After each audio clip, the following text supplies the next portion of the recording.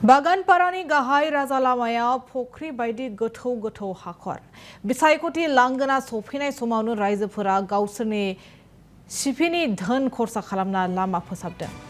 खोमा होआखै बागानपारा बियाबनि थान्दैया। मख'नो गोनांदि बागानपारा गेजेरजों थांनाय सुबुनखाटानिफ्राय नलबारि फोनांजाब लामायाव फख्रि बायदि गोथौ गोथौ हाखर सोमजिदों।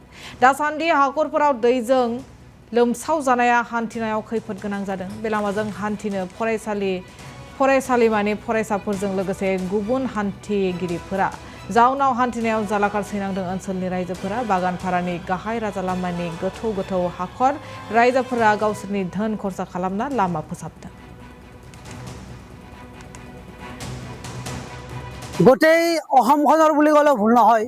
অসমখনৰ ৰাস্তা ঘাট এইটো ৰাস্তাৰেই শিলবালি গৈ পেলাই মানে গোটেই অসমৰ ৰাস্তা বনাই আছে, কিন্তু যিটো ৰাস্তাৰে মেটেৰিয়েল যিবিলাক গৈ পেলাই অসমৰ অন্যান্য ঠাইত মানে ৰাস্তা ঘাট হৈ আছে, কিন্তু সেই ৰাস্তাটোৰে আজি অৱস্থা একেবাৰে জৰাজীৰ্ণ অৱস্থা।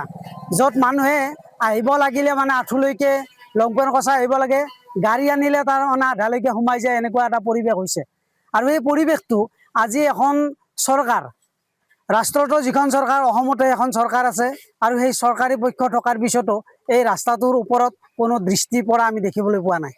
সেয়া আমি বাগানপাৰা অঞ্চলৰ মানে আপোনাৰ হিতাকাংক্ষী হিচাপে বা বাগানপাৰা অঞ্চলৰ উন্নয়নৰ কথা ভাবি চিন্তি আমি আমাৰ এটা ছ'চাইটি আছে, আৰু এই ছ'চাইটিৰ জৰিয়তে আজি আমি ৰাস্তাটোৰ পৰিৱেশ সহ্য কৰিব নোৱাৰি আমি চৰকাৰী পক্ষৰ ওপৰতো মানে আস্থা নাৰাখি আমি আমাৰ এই পথটোত আজি আমাৰ যিটো চক, মেইনলি বাগানপাৰাৰ যিখিনি চকৰ যিটো ভগ্নাংশ, এই ভগ্নাংশবিলাকত আজি আমি আমাৰ মানে ছ'চাইটিৰ টকাৰে আমি ইয়াত কেইগাড়ীমান চেইন কেবল পেলাইছোঁ, যাতে ৰাইজৰ তথা আজি এই নিৰ্বাচনী